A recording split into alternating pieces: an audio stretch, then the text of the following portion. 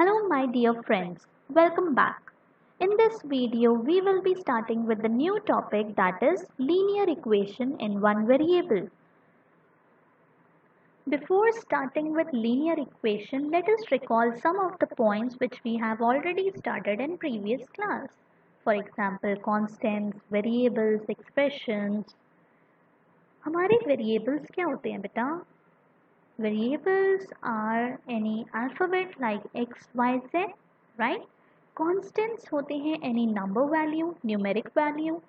Expressions can be a constant, it can be a variable, or it can be a combination of both of them. These are some of the examples of expression. 2x minus 3, 3x plus y, 2xy plus 5, ये सारे हमारे expressions हैं, right? जिसमें operators भी involve हैं. तो ये expressions जो होते हैं इसमें single variable भी हो सकता है, इसमें two variables भी हो सकते हैं. That depends upon your question. Like 2xy plus 5, ये हमारा जो example है इसमें two variables involve हैं. कौन कौन से? x and y. Okay. Now coming to linear equation. linear expression क्या होता है? linear expression बेटा वो होता है किसी भी expression में वेरिएबल की अगर हाईएस्ट पावर 1 है, power we have already started, किसी की हाईएस्ट पावर अगर एक्सप्रेशन में 1 आ रही है, that means it is a linear expression. अब इसमें से लीनियर एक्सप्रेशन कौन से हैं? 5x is a linear expression, right? x की power is 1. 2x minus 3, this is a linear expression. 3x plus y, again linear expression. 2xy plus 5, ये क्या हमारा लीनियर एक्सप्रेशन है? x की पावर जो है 1 है, y की पावर 1 है, दोनों मल्टीप्लाई हो रहे हैं वेरिएबल्स, पावर्स ऐड हो जाती हैं एंड देन इट बिकम्स 2. इस एक्सप्रेशन की 2 पावर है and that is not a linear one, right? हमारे एक्सप्रेशन में पावर 1 होनी चाहिए highest, that is a linear expression. For example y plus y square, this is not a linear equation, this is a quadratic equation. Quadratic equation क्या होती है? जिसकी highest power 2 हो, right? So the simple equation, हमारी एक simple equation क्या है? in which there is a variable, there is a equality sign, so that is an equation. हमारे 2x minus 3 में we have a variable x और equality का sign दिख रहा है आपको बीच में, राइट? ये पूरा मिलके हमारा बनाता है इक्वेशन. समझ में आया? इस इक्वेशन में बेटा हमेशा याद रखना, लीनियर इक्वेशन जो होती है उसका जो ग्राफ होता है that is always a straight line, उसका स्लोप ऑलवेज स्ट्रेट लाइन होता है, हमेशा ग्राफ उसका स्ट्रेट लाइन बनता है. ओके. सो द एक्सप्रेशन, जो भी एक्सप्रेशन है हमारा ये पूरा, इसमें लेफ्ट हैंड साइड में एक एक्सप्रेशन मिलेगा आपको, एक राइट हैंड साइड पे एक्सप्रेशन मिलेगा. जो हमारा लेफ्ट साइड में एक्सप्रेशन है इक्वल टू के साइन के, that is known as LHS. Okay, जो लेफ्ट साइड पे है. और इक्वल टू के साइन के जो राइट साइड पे है उसको हम कहेंगे RHS. तो 2x minus 3 is equal to 7 में 2x minus 3 is my LHS left hand side and 7 is my RHS. समझ में आया इक्वेशंस के part? Okay. Moving forward, we have linear equation in one variable. A linear expression, a linear equation. Expression and equations are two different things. Expression, simple expressions होता है which contains only variables, constants or both of them, but it does not have an equal to sign. Okay. But linear equation में variables होते हैं, equality का sign होता है, that makes an equation. तो linear equation वो होगा जिसमें इक्वेशन हो प्लस पूरे एक्सप्रेशन की पावर, इक्वेशन की पावर हमारी 1 हो, highest power must be 1. In one variable है जो टॉपिक, दैट इज सिर्फ हम सिंगल वेरिएबल की बात करेंगे. कोई अगर y लिखा है एक्सप्रेशन में तो y ही लिखा होगा और कोई वेरिएबल नहीं होगा, x z नहीं हो सकते. If we are taking x तो हम y z नहीं ले सकते. ओके, सिर्फ वन वेरिएबल. हम ये सिर्फ जो चैप्टर है this is on the basis of linear equation and one variable. So the equation involving only one variable in first order, ऐसी इक्वेशन जिसमें सिर्फ एक ही वेरिएबल हो और वो भी फर्स्ट ऑर्डर में हो, सिर्फ हाईएस्ट पावर 1 होनी चाहिए उसी सेम वेरिएबल की, that is known as linear equation in one variable. Okay, examples 3x minus 5, इसमें x की पावर है 1. Okay, 8 minus y is equal to 2, again y की जो पावर है वो कितनी है 1. 7 plus a is equal to 15 minus 3a. ये सारे जो वेरिएबल्स थे ऊपर के दो एग्जाम्पल्स में, variables were on single side, एक ही साइड पे थे, दैट इज टूवर्ड्स LHS. जो थर्ड एग्जाम्पल है इसमें variable, same variable is on both the sides, LHS RHS दोनों जगह है same variable. Okay, so again इसकी भी पावर कितनी है 1, यहाँ पे भी 1 है, right? So this is a linear equation in one variable. How to solve equations? हम equations को solve कैसे करते हैं? अब equation है बेटा तो उसका कोई ना कोई solution ज़रूर होगा जिससे हम LHS और RHS को equal prove करेंगे.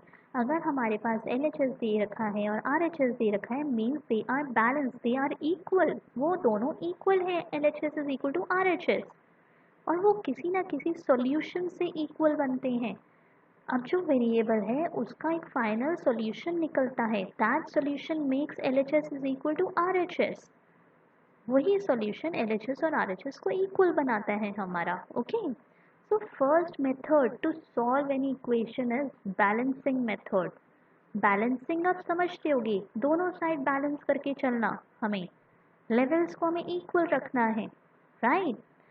What you do to one side, you have to do at the another side also. जो आप एक साइड में कर रहे हो वो आपको दूसरी साइड भी करना पड़ेगा. For example a plus 6 is equal to 10. अब ये मुझे इसका सॉल्यूशन निकालना है, सपोज a की वैल्यू निकालनी है, a का सॉल्यूशन जानना है, तो मैं इसमें क्या करूँगी, ये जो 6 है प्लस 6 वहाँ जाके टर्न होके -6 हो जाएगा. लेकिन अब मैं यहाँ पे -6 कर रही हूँ तो ये +6 बैलेंस कैसे हुआ? मुझे इसको बैलेंस करना है तो मैं बोथ साइड अगर -6 कर दूं, इस 6 को मुझे यहाँ से हटाना है, इस वाली इक्वेशन से मुझे 6 को हटाना है. तो मैं 6 को कैसे कैंसिल आउट करूँ? यहाँ पे प्लस हो रहा है 6, अगर मैं इसे -6 कर दूँ तो ये 0 बन जाएगा, राइट? अब मैंने -6 यहाँ करा है तो मुझे बैलेंस करना पड़ेगा, तो मुझे RHS में भी -6 करना पड़ेगा, तब जाके दोनों इक्वेशन, दोनों जो लेफ्ट हैंड साइड और RHS है वो हमारा बैलेंस होगा. तो मैंने यहाँ भी -6 करा और यहाँ भी -6 किया. ओके, एंड देन ये 6 तो हमारे हो गए कैंसिल. ए की वैल्यू क्या आ गई, दैट इज 4. एक मेथड हमारा ये है कि बैलेंस कर सकते हैं while solving any equation. Another method is a shortcut method which is also known as transposing terms. हम सीधा ट्रांसपोज कर सकते हैं, ट्रांसफ़र कर सकते हैं. अगर एक साइड हमें दूसरी जगह लेके जानी है तो वी कैन डू दैट. हम क्यों बार बार एक चीज़ को दोनों साइड माइनस प्लस करें, हम सीधा डायरेक्ट भी लेके जा सकते हैं. फर्स्ट इज, अगर हमारा कोई नंबर एक जगह ऐड हो रहा है तो हम उसको ट्रांसपोज कर सकते हैं. यहाँ पे 4 ऐड हो रहा है, इसको यहाँ पे हटाना है तो मैं इसको सीधा ट्रांसफ़र कर सकती हूँ, ट्रांसपोज कर सकते हैं 4 को टूवर्ड्स RHS और वहाँ जाके वो हो जाएगा माइनस, साइन अपोजिट हो जाता है. ये याद रखना, अगर वहाँ प्लस हो रहा है LHS में तो RHS में पॉजिटिव हो जाएगा, वहाँ प्लस हो रहा है तो दूसरी जगह माइनस हो जाएगा. ओके, यहाँ अगर LHS में माइनस हो रहा है तो RHS में प्लस हो जाएगा. ऐसे ही मल्टीप्लिकेशन और डिवाइड का उल्टा रिवर्स चलता है. अगर एक जगह मल्टीप्लाई हो रहा है तो दूसरी जगह उसको लेके जाओगे इक्वल टू के दूसरी साइड, अपोजिट साइड, तो वो डिवाइड हो जाएगा वहाँ जाके. एंड इफ LHS में डिवाइड हो रहा है तो वो RHS में जाके मल्टीप्लाई हो जाएगा. फॉर एग्जाम्पल, ये आपको समझ में आया? एक जगह यहाँ पे एडिशन हो रहा है तो जब वो RHS की तरफ जाएगा, ट्रांसपोज होगा तो वो माइनस हो जाएगा, साइन डिफरेंट हो जाएंगे. दूसरा केस होता है, अगर आपका एक जो ये आपका कांस्टेंट है ये यहाँ पे देखो सब्ट्रैक्ट हो रहा है, राइट, यहाँ पे सब्ट्रैक्ट हो रहा है। जब वो RHS में जाएगा तो साइन डिफरेंट हो जाएगा, तो वो RHS में जाके क्या हो जाएगा, ऐड हो जाएगा, राइट। हम ट्रांसपोज कर रहे हैं, ट्रांसफर कर रहे हैं 6 को दूसरी साइड, और अगर दूसरी साइड जा रहा है तो उसका साइन डिफरेंट हो जाएगा। साइन डिफरेंट होगा तो उसका ऑपरेशन भी बदल जाएगा। थर्ड इज, अगर कोई एक नंबर मल्टीप्लाई हो रहा है, suppose 3x is equal to 12। अब मुझे 3x में x को मुझे सिंगल यहाँ रखना है, मुझे 3 हटाना है। 3 यहाँ मल्टीप्लाई हो रहा है, 3 यहाँ क्या हो रहा है, मल्टीप्लाई हो रहा है x के साथ, राइट। और यहाँ पे क्या है आपका 12। अब यहाँ मल्टीप्लाई हो रहा है, दूसरी जगह क्या हो जाएगा जब वो वहाँ ट्रांसफ़र होगा, तो वहाँ हो जाएगा वो डिवाइड। समझ में आया, तो 12 से डिवाइड हो जाएगा और आंसर क्या आएगा, 4। Next is, in an equation अगर कोई टर्म डिवाइड हो रही है तो वहाँ जाके LHS जो अगर जाएगा ट्रांसपोज होगा RHS की तरफ, तो वो वहाँ पे साइन डिफरेंट हो जाएगा, राइट। तो साइन जब डिफरेंट होगा, यहाँ डिवाइड हो रहा है तो वहाँ जाके क्या हो जाएगा, मल्टीप्लाई। कैसे, एक और तरीका देखते हैं हम, y divided by 4 is equal to 6, right. यहाँ y और 4 डिवाइड हो रहे हैं, यहाँ पे डिवाइड हो रहा है मल्टीप्लाई, वहाँ जाके क्या हो जाएगा, मल्टीप्लाई। ऐसे लिख सकते हैं हम इसको, y मल्टीप्लाई 1/4 हो रहा था, राइट। तो वहाँ जब जाएगा, दिस इज y, वहाँ जब जाएगा तो ये 6 के साथ क्या हो जाएगा, 4 मल्टीप्लाई। समझ में आया कि वहाँ चले जाएगा। अभी ये 4 जो है y से डिवाइड हो रहा है, ओके। सो अपोजिट ऑपरेशन आपको अभी यही समझाया, अगर ऐड होगा तो हमारा क्या होगा, दूसरी साइड जब जाएगा, जब हम कैरी इट ओवर करेंगे तो सब्ट्रैक्ट हो जाएगा, ऑपरेशन चेंज हो जाएगा। अगर LHS में सब्ट्रैक्ट हो रहा है तो RHS में जब हम उसको लेके जाएंगे तो वो ऐड होगा, राइट। ज़रूरी नहीं हम हमेशा LHS से RHS की तरफ जाएं, RHS से LHS में भी अगर आएंगे तो सेम ऑपरेशन यही चीज़ होगा, ओके। इफ़ इट्स मल्टीप्लाई, अगर मल्टीप्लाई हो रहा है एक साइड और वो कैरीड ओवर हो रहा है अनदर साइड, तो LHS में अगर मल्टीप्लाई हो रहा है तो RHS में जाएगा तो वो डिवाइड हो जाएगा। If it is dividing on one side, अगर वो एक नंबर डिवाइड हो रहा है एक साइड में, तो जब वो कैरीड ओवर होगा तो वो दूसरे RHS की तरफ मल्टीप्लाई होगा, जैसे हमने देखा है ऑलरेडी अभी, okay. So let's try these out. आपको ये क्वेश्चंस ट्राई करने हैं, जल्दी से करो बेटा। You have, I am giving you some time. y plus 3 is equal to 5. आप you can do any method, you can choose any method, whether it is balancing or transposing. Transposing shortcut होता है, आप कर सकते हो उसको use.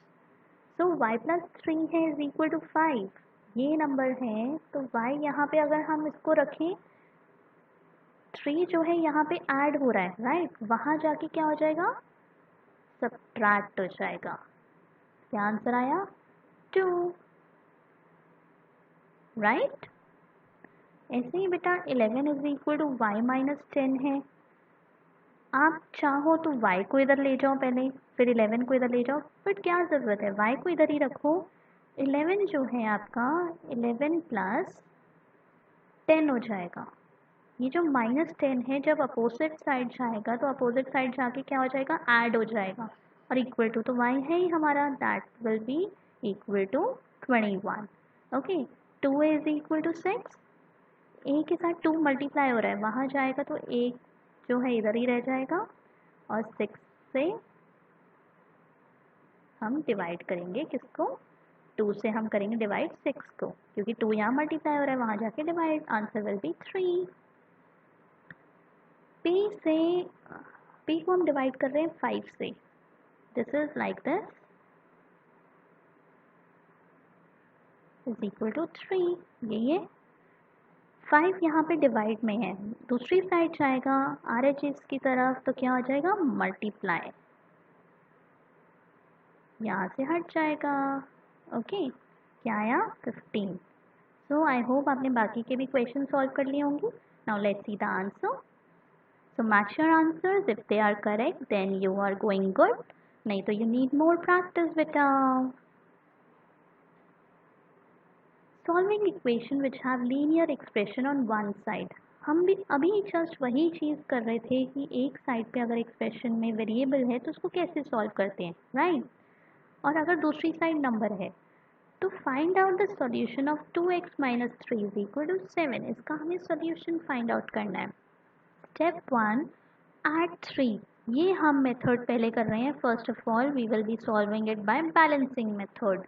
2x minus 3 is equal to 7 दे रखा है, right? 2x minus 3 is equal to 7 में बेटा 3 जो है यहाँ पे माइनस हो रहा है. इस 3 को अगर मुझे हटाना है तो मैं प्लस 3 में अगर इसके साथ एक और प्लस 3 आ जाए, अगर मैं ऐड कर दूँ 3 को तो 3 कैंसिल हो जाएंगे, right? So let's add 3 to both side. Both side क्यों? क्योंकि I need to balance my equation. यहाँ पे मैंने प्लस 3 ऐड कर दिया तो 7 के साथ ही 3 ऐड करना ज़रूरी है. समझ में आया? ये 3 हो जाएंगी कैंसिल. हमारा क्या आया? 2x is equal to 10. Okay, now मुझे x की वैल्यू निकालनी है तो 2 यहाँ मल्टीप्लाई हो रहा है. अगर मैं दोनों जगह इस साइड सपोज पहले मैं अगर डिवाइड कर दूँ 2 से इसको, तो ये 2 यहाँ से कैंसिल आउट हो जाएगा, राइट? तो अगर इस साइड करा है तो दूसरी साइड भी करना होगा. तो डिवाइड 2 एट बोथ साइड्स. तो 2x बाई 2 करा, 10 बाई 2 किया. आंसर क्या आया मेरा? x is equal to 5. It is also easy method but it takes a longer time beta and you have to save your time. So I think transposing method is best. Solve 2y plus 9 is equal to 4. अब हम ये transposing method से करेंगे. 2y plus 9 is equal to 4 है आपका question. 2y को as it is हम यहीं रहने देंगे. 9 यहाँ पे ऐड हो रहा है. जब RHS की तरफ जाएगा तो क्या हो जाएगा? सब्ट्रैक्ट. 4 माइनस 9 क्या आया हमारा? -5. I know, I hope you know how to calculate. So -5 आया. Okay, 2y is equal to -5. अब मुझे y के साथ यहाँ 2 मल्टीप्लाई हो रहा है, इसको हटाना है. तो 2 मल्टीप्लाई हो रहा है तो 2 अब हम क्या कर देंगे? उस साइड जब जाएगा तो ये हो जाएगा divide. So the final answer is -5/2. Okay, ये बोथ साइड करने की ज़रूरत नहीं है. There is no need. ये हम तब करेंगे जब हम बैलेंसिंग कर रहे हैं. ट्रांसपोजिंग में कोई दोनों साइड करने की ज़रूरत नहीं है. आप सीधा इस 2 को वहाँ डिवाइड पे लेके जा सकते हो. Okay, so the next question is the present age of Sahil's mother is 3 times the present age. ऐसे क्वेश्चंस में बेटा आपको ध्यान देना है on the language which it has been given.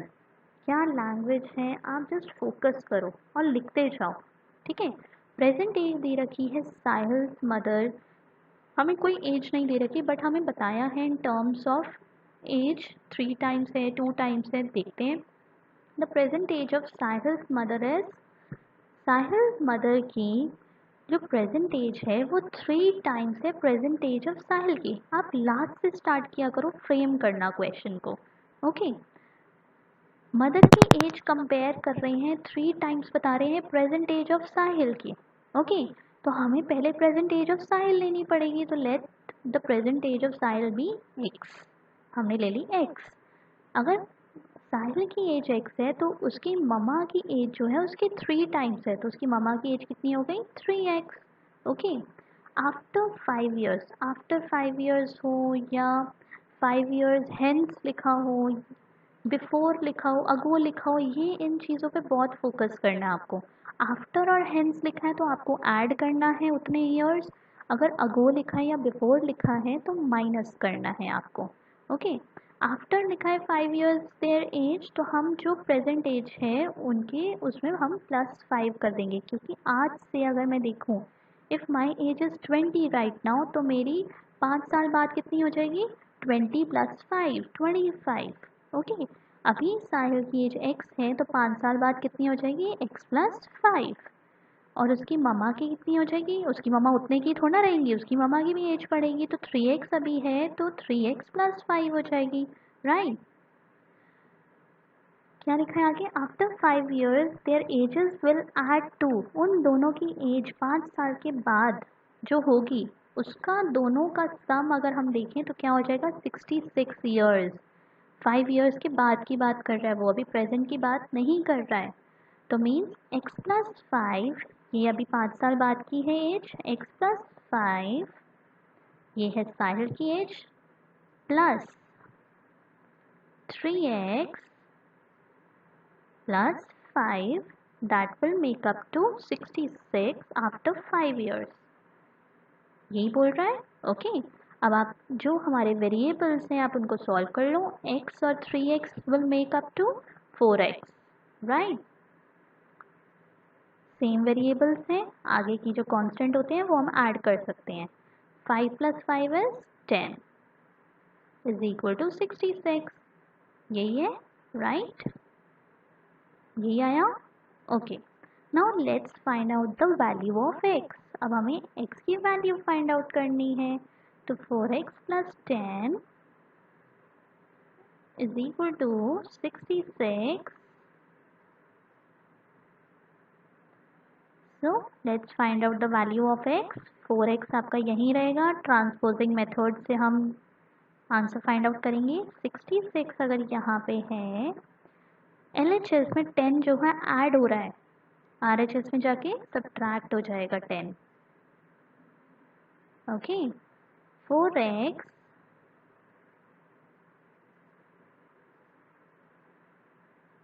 is equal to 56 and x is equal to 4 के साथ अभी जो है x मल्टीप्लाई हो रहा है, 56 यहाँ पे जाके क्या हो जाएगा, 4 डिवाइड में आ जाएगा। Okay, and that is equal to how much, right. 4 1 4, 1 बचा, 1 कैरी हुआ एंड देन 4 4 16। ये जो x इज इक्वल टू 14 आया है, x हमने क्या लिया था, प्रेजेंट एज ऑफ साहिल। तो हमारी साहिल की एज आ गई है, because I need to find out the present age of Sahil of both of them. लेकिन प्रेजेंट एज तो आ गई ना हमने, क्योंकि x लिया था तो x की वैल्यू तो आ गई। अब हम देखें आफ्टर 5 ईयर्स अगर हम देखें तो कितनी हो जाएगी एज, चलो वो हम बाद में करेंगे। Let's find out the age of his mother. Mother की एज कितनी है, 3x, राइट। तो 3 मल्टीप्लाई x की वैल्यू इज 14। आपको कहीं पे भी अगर डाउट हो ना बेटा कि मैंने सही लिया है या नहीं लिया, या यू आर थिंकिंग रॉन्ग और राइट योर आंसर इज, तो आप एक बार LHS और RHS में वैल्यूज पुट कर सकते हो। If the answer is getting equal, LHS is getting equal to RHS, means your solution is correct. Okay,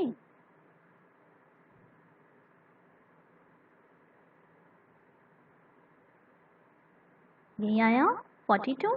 okay, mama की एज जो है, साहिल की ममा की एज क्या आ गई, 42।